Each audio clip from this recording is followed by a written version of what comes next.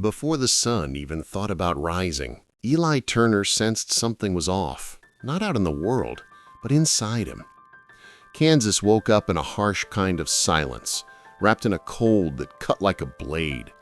And standing on that dirt road, he felt a sharp certainty that he was on the verge of losing everything. It wasn't teenage drama. It was the kind of warning adults recognize instantly, that bitter gut feeling that life can flip upside down before you even pour your first cup of coffee. The wind tore across the empty fields, and Eli understood that this might be the day when his future and his family's finally collapsed for good. He'd gotten up earlier than he needed to. The small old wooden house still held the exhaustion of his parents. His mother was working the night shift at the supermarket. His father, worn out from the workshop, slept in those heavy snores that revealed years of dust, grease, and overdue bills.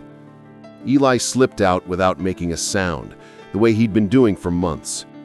Every training session seemed to pull him farther from home, but never far enough. The dirt road was covered in thick mud, the leftovers of the storm that had hammered through the night. The smell of wet soil mixed with the cold gave everything a cinematic feel. But Eli wasn't in the mood to admire anything. All he could think about was urgency. He tightened his worn-out cleats, took a steady breath, and started warming up. He needed that scholarship. It was more than a teenage dream. It was the only real exit his family had. If he got into the state program, everything would change. If he failed again, well, there was no plan B in that scenario. He took his first sprint. The mud reacted before he did. His foot slid forward and his body hit the ground hard. A sharp crack echoed across the empty field, followed by a hot wave of pain spiraling up his ankle. Not now," he whispered, his voice trembling. He tried to get up, but the weight on his right foot sent a nauseating burn through his leg. The morning, already cold, turned crueler. And there, kneeling in the mud, the forbidden thought finally broke loose. What if I'm just not good enough? The line struck Eli like lightning. It wasn't a new doubt, it was old, persistent, almost intimate. The difference was that this morning, it felt far too true. He stayed still for a second, trying to breathe, trying to make sense of it, trying to be strong, but everything inside him was screaming in a tone he couldn't ignore. There was no audience, no coach, no parents, no friends, just him and the honest cruelty of silence. Then he heard the familiar hum of an engine. The old blue pickup slowed down and stopped beside him. The door opened, and out stepped Hank Miller. Worn-out hat, scratchy beard, broad shoulders, and eyes that seemed to read entire stories in a matter of seconds. "That doesn't look like training," Hank said, eyeing the swollen ankle. "Looks like stubbornness heading nowhere." Eli swallowed hard. "I just slipped." "Sure you did," Hank scratched his beard. I just decided to lift a feed bag with my back. Spent 3 weeks walking crooked."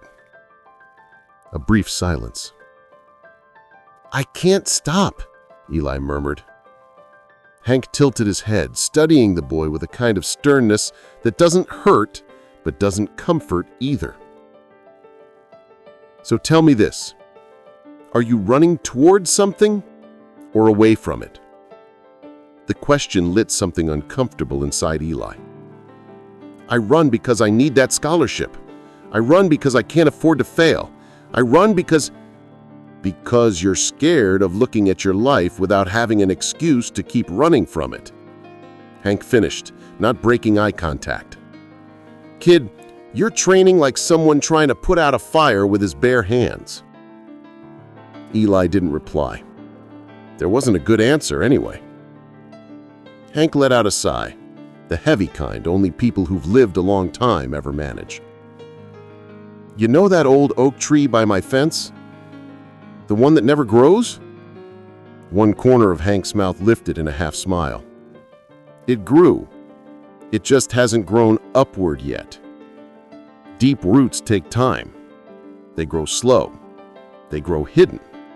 They grow where no one can see. But when the trunk finally shows, no storm can knock it down. Eli lowered his head. Okay, but what does that have to do with me? Everything. Hank took a step closer, grounding his voice. Real question. Do you have the guts to keep going even when every part of you feels like nothing's working? Because that's the point where most people quit. And the ones who quit never find out if they were just an inch away from taking root. Those words hit Eli in a way he couldn't explain. They were tough. They were true. And somehow, they landed right in the center of the fear he'd been trying to bury. Hank opened the pickup door. Come on, get in, before you ruin that ankle for good trying to prove something to people who aren't even watching. Eli hesitated.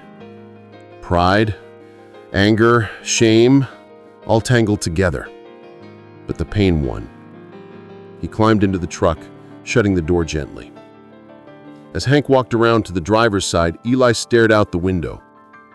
The road suddenly looked bigger than ever, like it was reminding him how small he was compared to everything he still didn't understand. The truck rolled forward slowly, kicking up dust.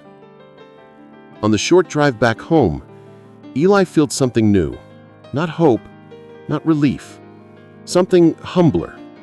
A small crack inside him where truth was finally pushing through. Maybe he'd been training wrong. Maybe he'd been running for the wrong reasons. Maybe he'd been stuck in a loop of self-sabotage no one ever dared to point out. The silence inside the truck was different from the silence out in the fields.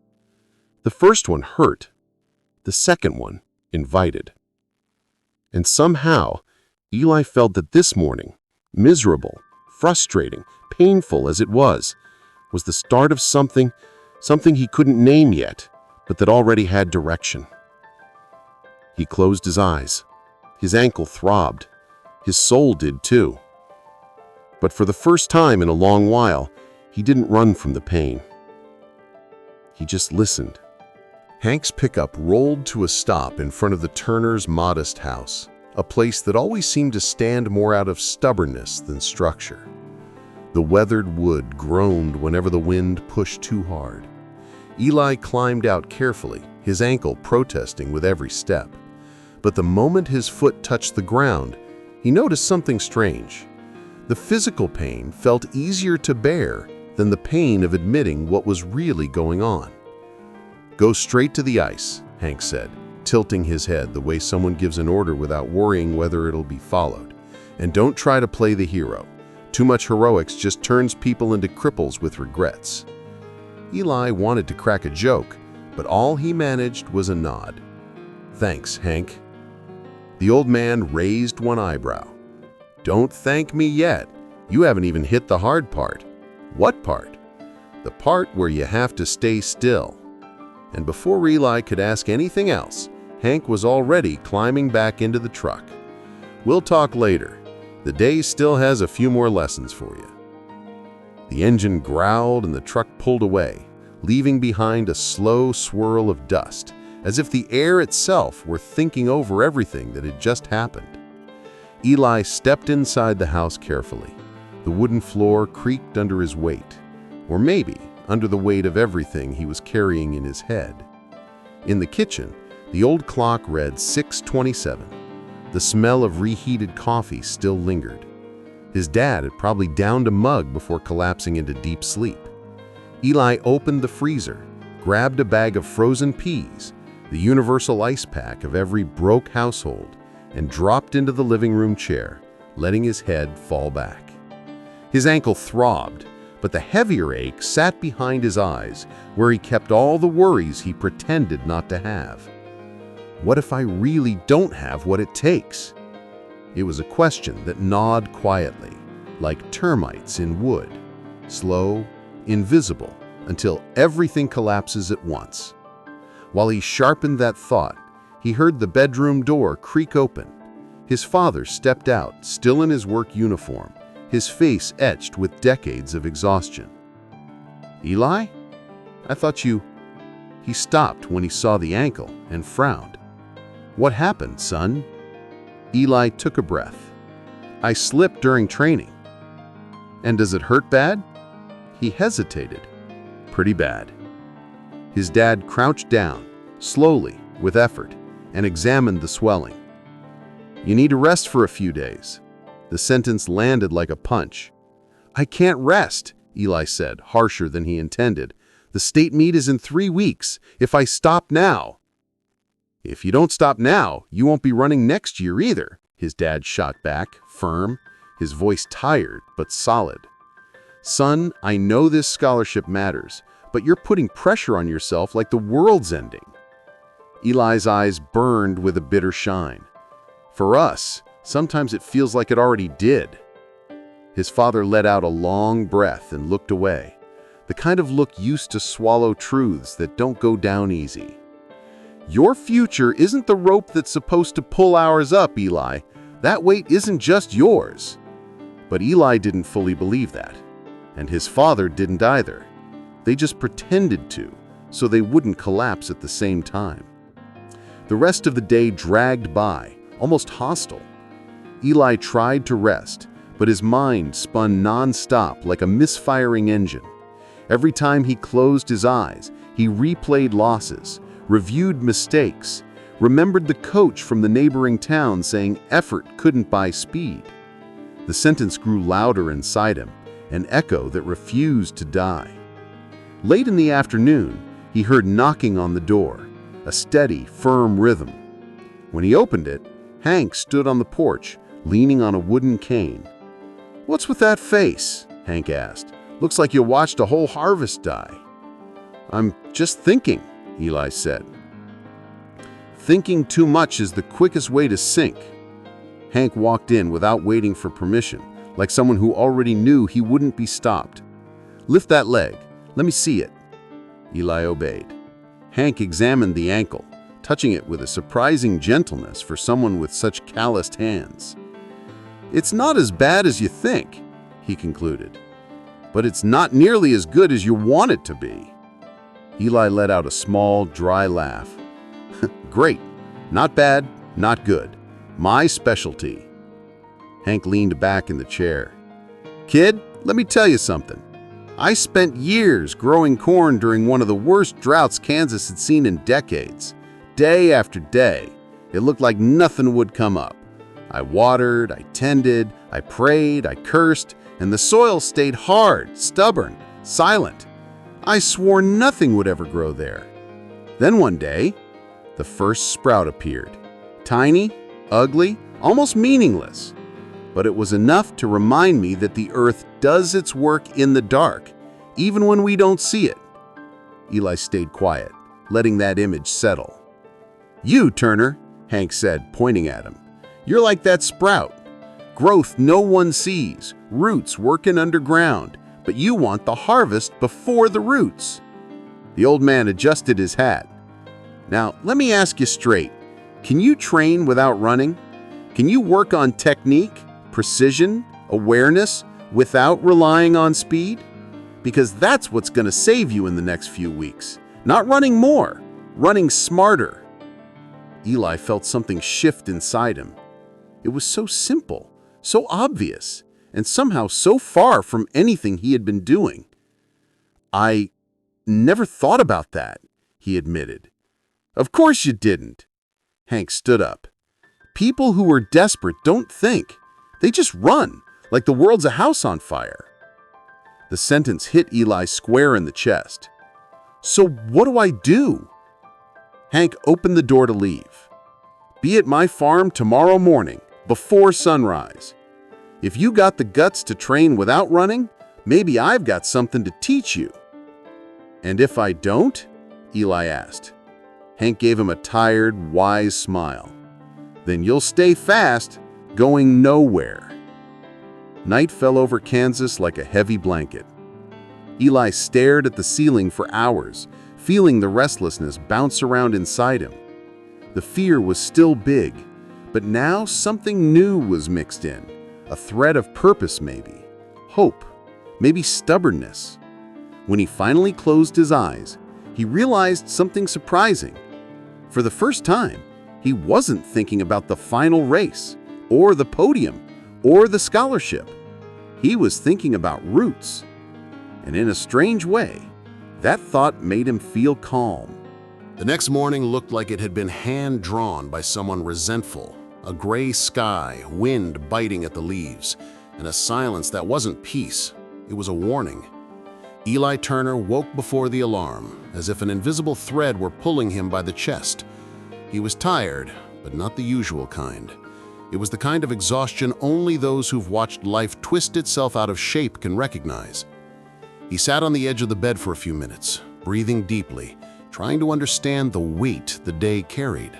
The whole house remained quiet, and that quiet felt like it held questions no one wanted to ask.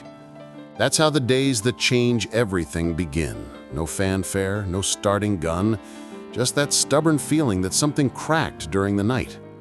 In the hallway, the wooden boards creaked with the same memories as always, but Eli heard them differently, as a reminder that every step taken in that house had been supported by sacrifices rarely spoken out loud. His father was already in the kitchen, silent, stirring his coffee with unusual slowness. The man had always been a rock, but now he looked like a cliff slowly eroding. "Did you sleep at all?" his father asked without lifting his eyes. Eli didn't answer right away. He grabbed a mug, poured himself some coffee, and sat at the table. "Enough," he said, lying. His father nodded, but the tension between them felt electric. There were truths sitting there between them, growing like weeds. Truths about deaths, about expectations, about failures nobody wanted to name. His mother walked into the kitchen soon after, bringing with her the scent of the bedroom and the fatigue in her eyes. She looked at the two of them and understood more than they said. Mothers are like that. They catch what hasn't been spoken yet. "Today's the meeting, isn't it?" she asked. His father stopped stirring his coffee. Eli tightened his grip on the mug. "Yeah," he replied. That meeting would determine whether the farm contract would be renewed or if the Turners would officially lose the only piece of land their family had held since his grandfather. It was more than paperwork. It was 3 generations worth of identity hanging by a thread. After breakfast, Eli stepped outside. The wind was stronger out there, pushing dust toward the road. He walked past the broken fences, the pieces of wood he still hadn't managed to fix, the grooves in the dry soil where nothing grew properly anymore. Every stretch of that land told a story of someone who fought harder than they should have. From a distance, he saw the barn and felt the same familiar stab in his chest. The fire that had eaten up half the structure 2 years ago wasn't just an accident. It was a turning point. That's when everything began to derail. The deaths, the drop in production, the doubled workload no one could sustain. Sometimes life doesn't crumble all at once. It falls apart in silent pieces until you look around and don't recognize any of it. He took a deep breath and started toward the barn. But something made him stop. Sitting on the step by the door was Marcus, the neighbor, childhood friend, the man who knew too much about the Turners.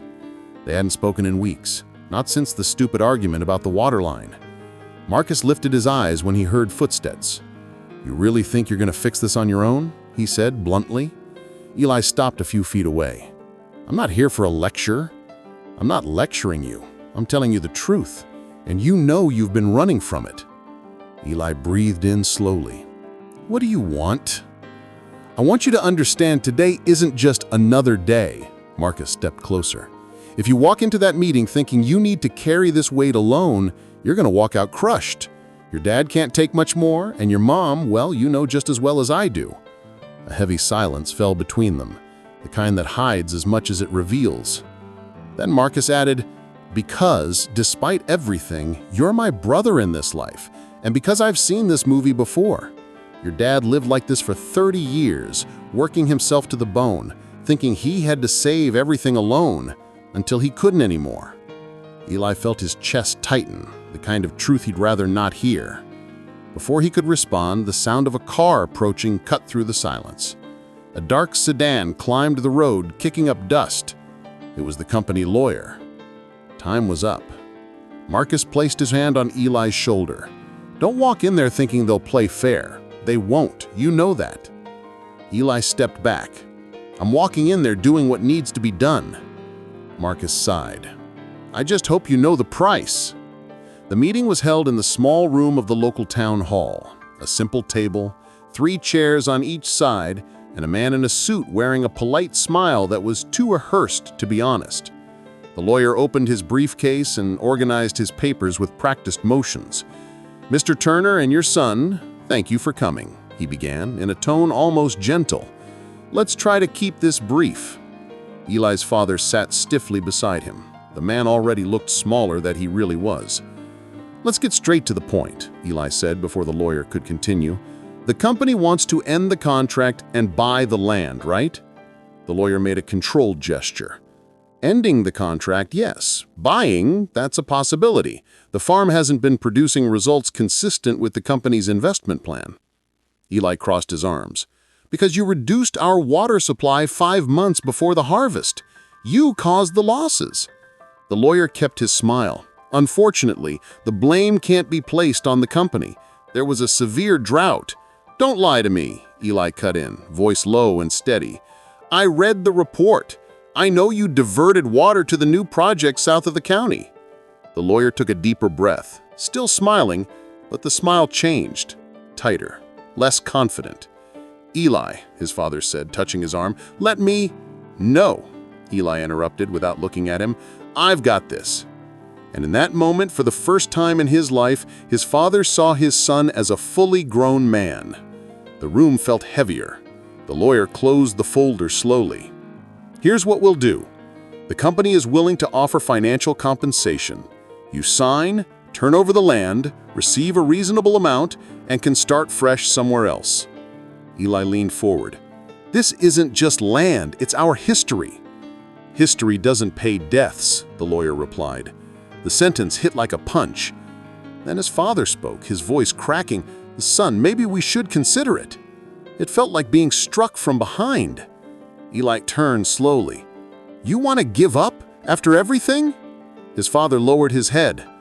"I'm tired, Eli. More tired than you know."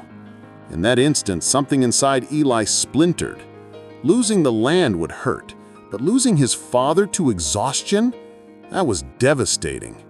He closed his eyes for a moment, then opened them, and made the decision that would change the Turners' future forever.